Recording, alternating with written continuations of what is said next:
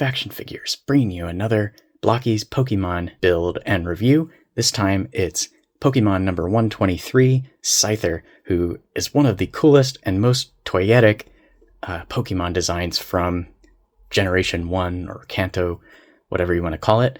And I feel like Blokees just announced this like 2 weeks ago. I ordered it off AliExpress and now it's here. Shockingly quick turnaround between reveal and on my desk. So I'm super excited to have this. I am really enjoying putting together these Blokees model kits. I've been making shorts for the small kits, and I did a long form video about the Charizard, which is part of their like L series you might see, and that just means large. So compared to the small kits, a few more pieces to put together. It's a little bit bigger, feels a little higher quality plastic wise, and this was honestly one of the best surprises of this year. I really enjoy this figure. I loved making that video and putting it together, and I've really been looking forward to grabbing another L series whenever they announce some like Gen 1 or Gen 2 stuff that I'm into. The box arrived with a little bit of damage from AliExpress, which I tend to just expect at this point. I don't necessarily care too much about these Blokees boxes, and it is shrink wrapped in plastic, so we'll take care of that in a minute.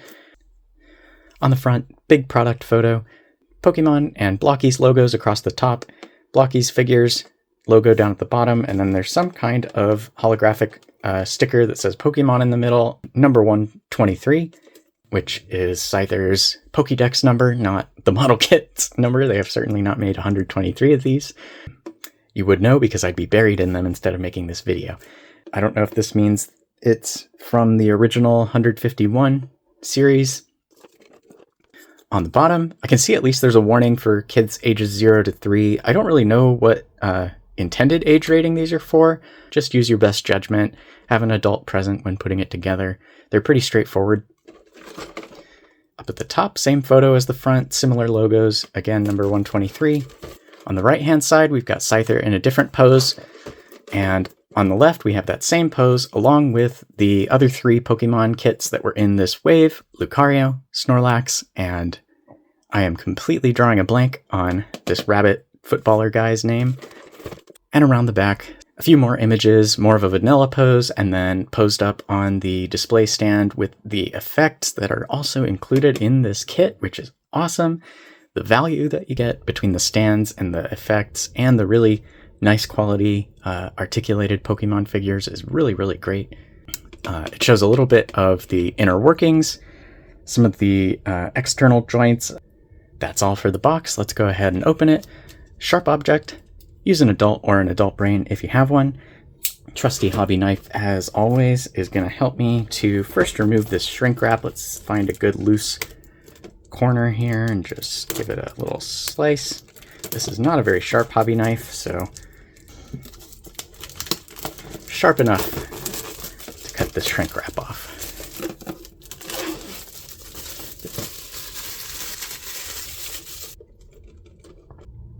Feed the dull edge of the blade toward the back of the box, push out and pop. Got a nice clean open flap, no wrinkles. Carefully close trusty hobby knife. We get a little instruction pamphlet showing off Scyther and his 3 wave mates on the front. We have a complete part list and assembly instructions. It looks like he comes with some kind of bamboo stalk that he can slice. Big green swooshy effect.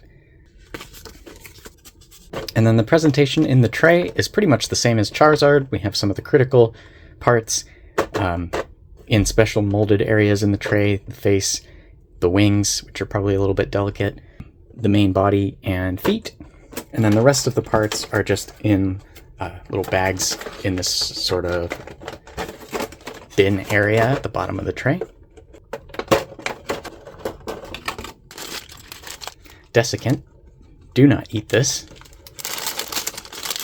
Some of the smaller parts. The display stand and the effects. Got the top of his face. Torso. Pokemon brand on the back. Left and right is labeled on the tray. So these are left wing parts and these are right wing parts.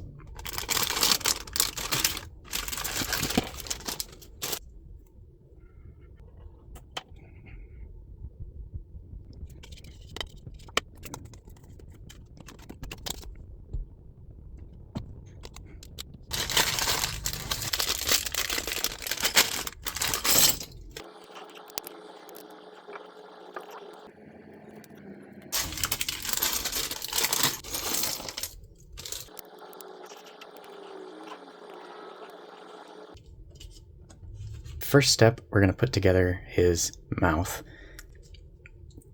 the tongue, and the lower jaw, and there's just a little hinge that the tongue needs to slot over top of his head, and there's another little hinge in there that just fits onto the lower jaw.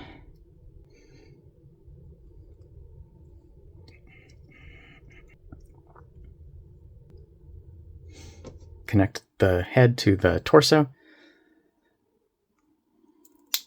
Assemble his, we call this thorax, which is this part along with the little skeleton piece. This is on a keyed peg. It has one flat side, so it goes into the flat part of the socket. 2 pegs, 2 holes. One's a little bit bigger, so just line them up. This is a single ball peg, not a dumbbell joint, so don't try to move it like a dumbbell joint. Connects to the bottom of the torso. Next up is the shoulders, and you can see we get 2 sets of these little light bulb pieces to put together. Those form like the balls of his shoulders, and you can tell they're symmetric, and it doesn't matter which 2 you grab because the part list shows ×2. So you can grab either 2, one of these and one of these, and just click them together. This part is going to be where the arm connects, and this part is going to be where it connects to the body. So the next thing we need is one of these little cylinders. These are also identical, so there's no difference between left and right. And I can't tell if they're different, like top to bottom that way. I think it's symmetric, so we're just going to trust. The elbow joint, again, another ×2 part. So we got 2 elbow joints. Take either one of them. Go ahead and plug that into the socket coming out of the shoulder through that cylinder. And finally, his forearm is another ×2 part, but it's his little sickle blade hands. So last step is to just plug that onto the elbow and pop that into the torso.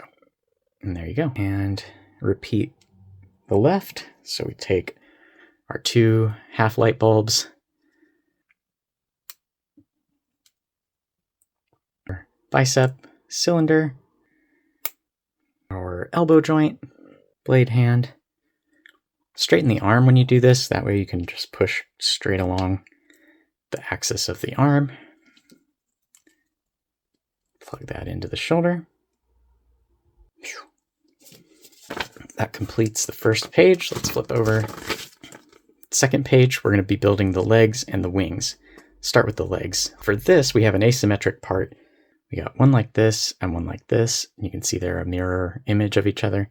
Based on the instructions, you can see this one should be his left, which makes this his right. Another symmetric piece, just these little single ball pegs. We're going to take the ball end and plug it into this hole on the side of the upper leg. Give me a little bit of resistance. There you go. You can try pushing it with your finger, or if you have a hard table, you can push down onto the table. This is more of his hip, and then these are his thighs, these little yellow. Do you ever have like a light bright? They kind of look like those little pegs that you plug into that thing. Another symmetric piece, take either one and plug it into the bottom of the hip piece. Lower leg, take either one. They're backwards from what a human would be. They bend forward. The 2 feet are also the same. So there you go. That's his left leg all set. Take the straight end of the peg and plug it into his body. Repeat for the right side. Okay. There we go. Plug that ball in. Take the thigh, plug that. Lower leg. Straight peg into the thigh. And his foot.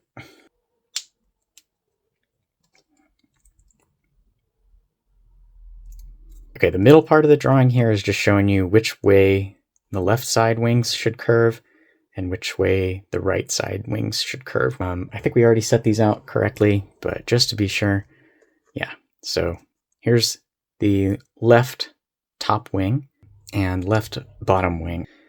Ball joint with 2 identical pegs on the sides. So we can just take either one of those. Position the ball peg 90 degrees to the top of the wing. It should be closer to this half of the circle, like that. Okay, and then you just plug the bottom wing on as well. And I think you want to put the bottom wing on the inside of the top one. You could, they do overlap slightly, and you could accidentally put the bottom wing outside, but I think if you think about an insect wing like spreading out, the top part, the bigger part, is going to fold over this bottom smaller part. So we're just going to plug that ball joint into his back. Very carefully. These translucent parts you want to be especially careful with. Let's see. Best, safest way to do this is take the ball joint and put it like so the wings are coming straight out of his back instead of at an angle, and that'll let you just push directly. Let's go ahead and repeat for the right wing.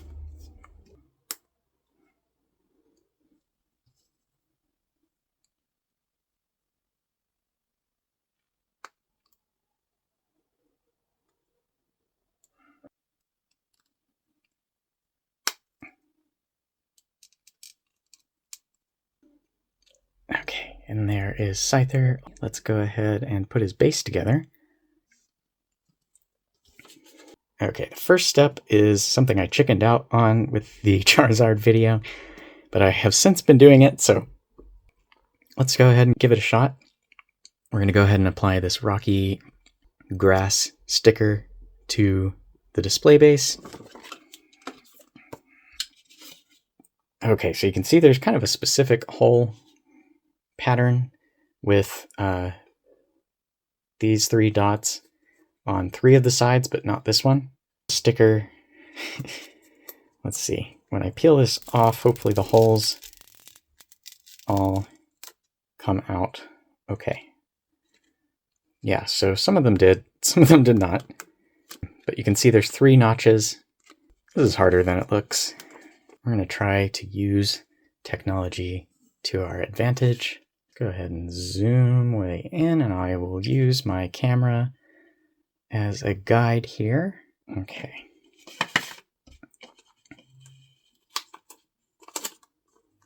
It is at a bit of an angle, so I'm going to have to correct for that.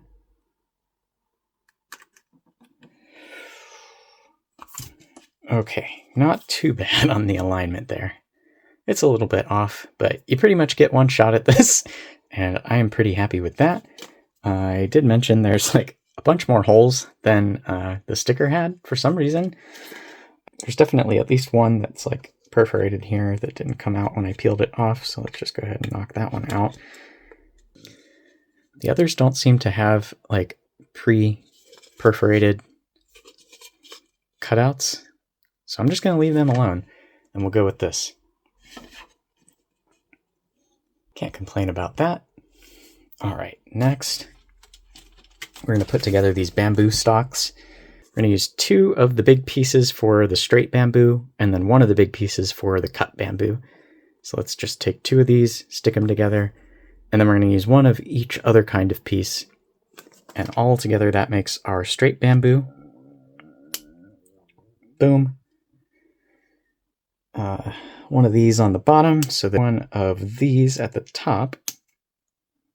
There you go.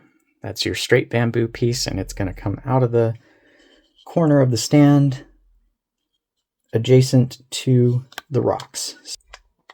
Something like this. Scyther used cut.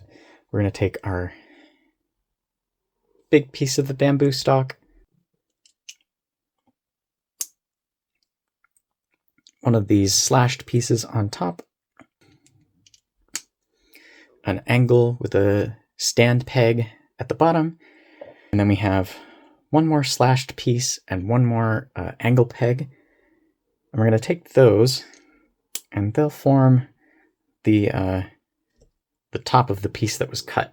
And then this little slash effect plugs into the top somehow. Let's see. Okay, with the help of my little tool and some behind the camera strength, I have managed to get the slash effect onto this top bamboo. So now I can take this cut piece and make it look like it's flying away. There we go, that's kind of the idea with this one. And it just plugs in like so. And I'm going to reference the box here so you can see how they think this ought to look.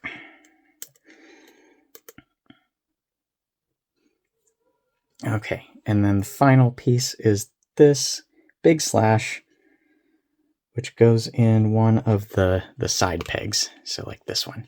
And that way it kind of completes the arc of this little bamboo slash here. There you go, something like that. But we've got one more step here, which is as kind of a flight stand. So let's go ahead and assemble that. Let's see, 2 of these identical curved clear arms. You're going to want to plug them together in like an S shape like this. Okay. I don't have a ton of confidence in the durability of this piece.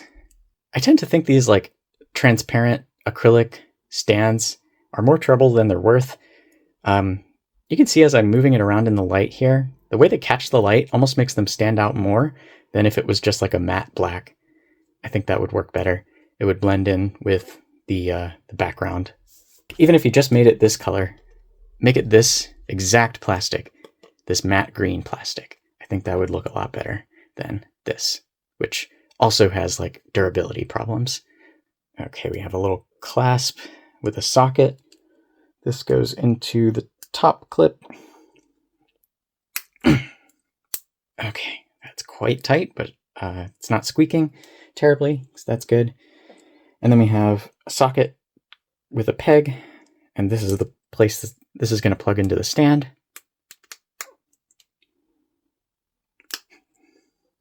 Okay, to make the waist clip,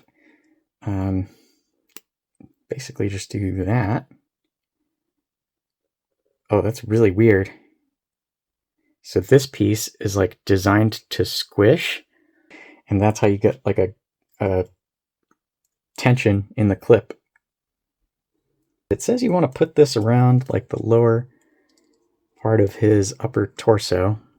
I guess you could like slide it up into it like that, but I'm worried that's going to leave teeth marks on the side of his torso, so we're just going to do that for now.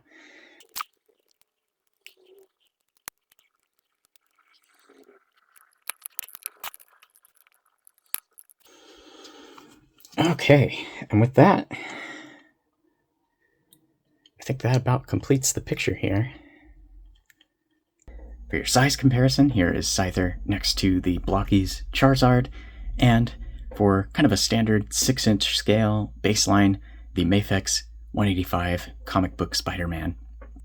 I think Scyther's Pokédex height is around 5 feet, so he's maybe a little small if you're considering Spider-Man here 6 feet, but Mafex actually runs a little bit bigger than 1/12 scale, and I don't think anybody's checking Pokemon height like that. I do think the relative scale between Scyther and Charizard seems about right, and let's go ahead and bring out a couple more Blokees Pokemon just to give you a sense for how that line scales as a whole.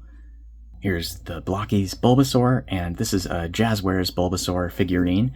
For whatever reason, Blokees Bulbasaur seems quite a bit bigger than the Jazzwares, but if we look at someone like Blokees Eevee, is actually pretty close in size to the Jazzwares Eevee.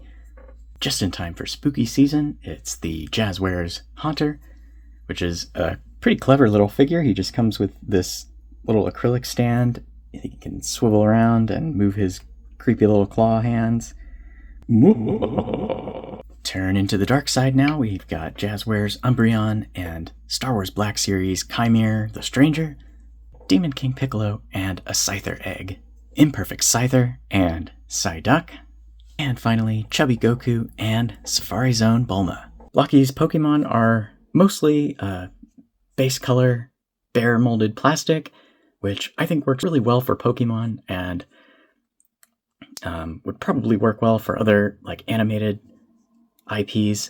I think I saw that they have the Powerpuff Girls license, which is really an ideal fit. And I need somebody to get on making K-pop Demon Hunters figures, and Blokees has done some really good stuff with like Hatsune Miku that, combined with the pace at which they seem to be able to develop things, I think it would make them a perfect fit for that. There are just a few paint applications, like the yellow on the torso and the top of the legs, white color on the blades, claws on his feet as well. Bicep pieces, which are, I think, base color yellow but painted green. And you can tell just a little bit. It doesn't totally match the rest of his green, but it's close enough for me. And then spinning him around, the wings are molded in a kind of translucent yellow and then painted green over the top of the upper wings. And the paint is pretty clean. What is a little odd is the wings themselves. You can see in certain light, they are a little bit scuffed and scratched. I don't know if that's just kind of like a manufacturing thing or a shipping thing, but it really only shows up in like extreme light. But really, I didn't even notice this until I put him under the like very bright overhead lights that I use. So I don't really think it's a serious issue, but maybe there's something they could do to pad that a little bit or something. His teeth also are painted white, and the coverage is a little bit sparse. Like you can kind of tell on the inside there, it's just green showing through. It's not a huge detail, like they're really small, so it works for the most part. Bringing out Charizard, for example, they got his a little bit cleaner, I think. And that's pretty much it. The Pokemon designs, I think, are at their best when they are simple enough to cover in, I don't know, a few minutes or less. But Scyther's design has always been one of the coolest Gen 1 Pokemon designs. I think Blokees just like completely nailed it. This looks just perfectly on model to me. And quickly going over Scyther's articulation, it's simple but very effective.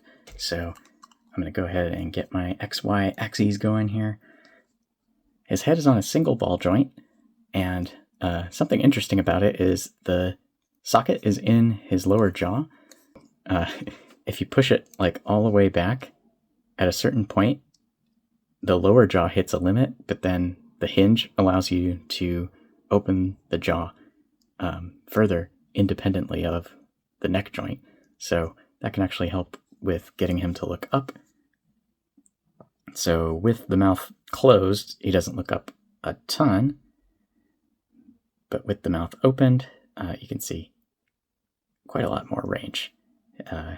In addition to his jaw, he also has tongue articulation, so you can position that up to about there. Anywhere between here and flat against the lower mouth. He looks down.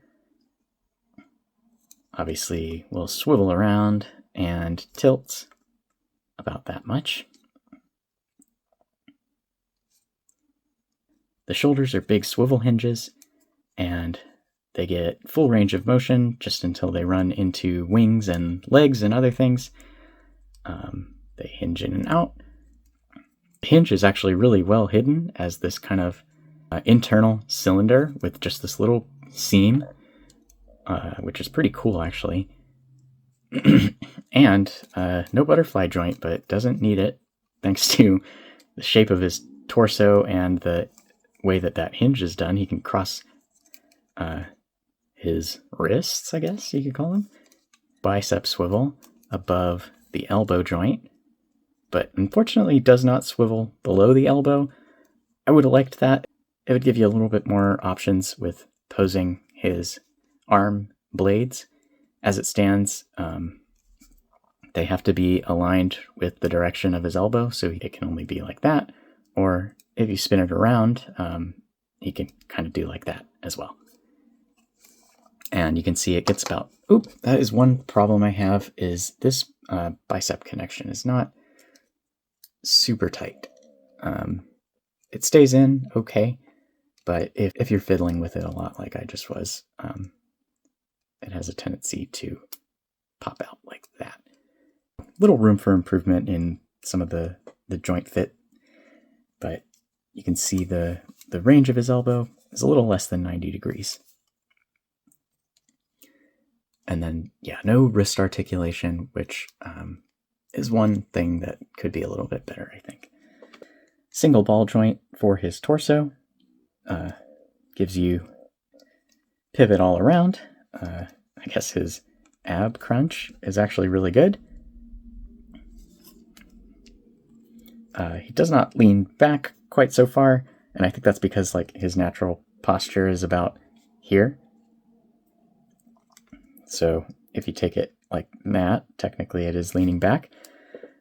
Then tilting side to side, about that much. And of course can twist around on that as well.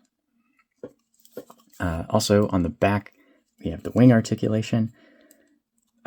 It's this kind of split sphere, technically on a ball joint, but it really just swivels. It's pretty tight against his body. And then each wing, the upper and lower wing on each side, can hinge independently. He could be really streamlined for fast flying, or like raised and angled a certain way, slowing down or banking, things like that.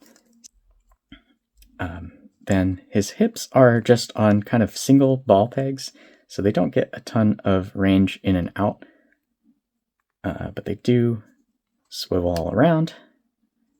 I guess entirety of his range in and out is pretty limited. They do go in a touch, so you could kind of bring his feet close together. Swivel at the top and bottom of this yellow piece, so you can kind of, I don't know if this is technically anatomically possible for Scyther, but you know what? It's a cartoon, so I'll allow this as well if you wanted him to, I don't know, be swinging his leg back like that. But the natural position is forward like this. You can, if you wanted him in more of a like super streamlined flying pose, you could do something like this. Who knows? It's an imaginary creature, so you can get very creative. His feet are actually on dumbbell joints, and they get a pretty good amount of range as a result, which is actually surprising given their size.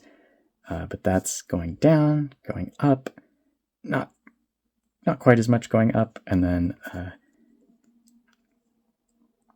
then really, really good ankle pivot. If you wanted his legs to appear like a little bit wider, you can kind of swivel them like this, and that can give him like a little bit of a wider looking stance. Something else to note about his feet, they are quite big, which helps a lot with balancing him. Looking at his design, you would think it would be a challenging prospect, but it's actually pretty easy. The wings are pretty light, and you can kind of use the arms to stabilize him or offset the weight of the wings.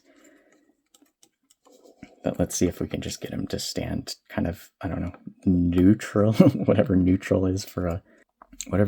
standing is for a bug. I mean, that's pretty good. The wings are back a little bit. The arms are forward a little bit. If we even move this arm forward, it's even easier. Yeah, I just found I was expecting to have a hard time getting him to stand up. And I found it really, really easy when I was doing the height comparisons. So that's pleasantly surprising. And all around, Blokees is crushing it with this line. I mean, the execution and value are kind of a sleeper hit for this year, I think. And I'm really looking forward to what else they have coming. And like K-pop Demon Hunters, Nintendo apparently had no idea just how much lightning in a bottle they had on their hands with Satoshi Tajiri's weird, cute little bug collecting and trading project, which basically saved the Game Boy, and who knows where handheld and mobile gaming would be today without the success of the Game Boy. And it obviously has gone on to become this just intellectual property juggernaut. And more importantly, in my experience, is a very precious and potent example of just how unstoppable and powerful an imagined world built around heartfelt ideas can be. And if I could prescribe one thing for the world we find ourselves in now, it would be a healthy dose of heartfelt ideas. People may come for the collectible appeal and the cute designs, but they stay for the heart. Many things try to be collectible and cute and do not succeed. All of that from this praying mantis with sword hands. With that, I will leave you until next time. This has been the Art of Action Figures. Thanks for watching. I'll see you in the next one.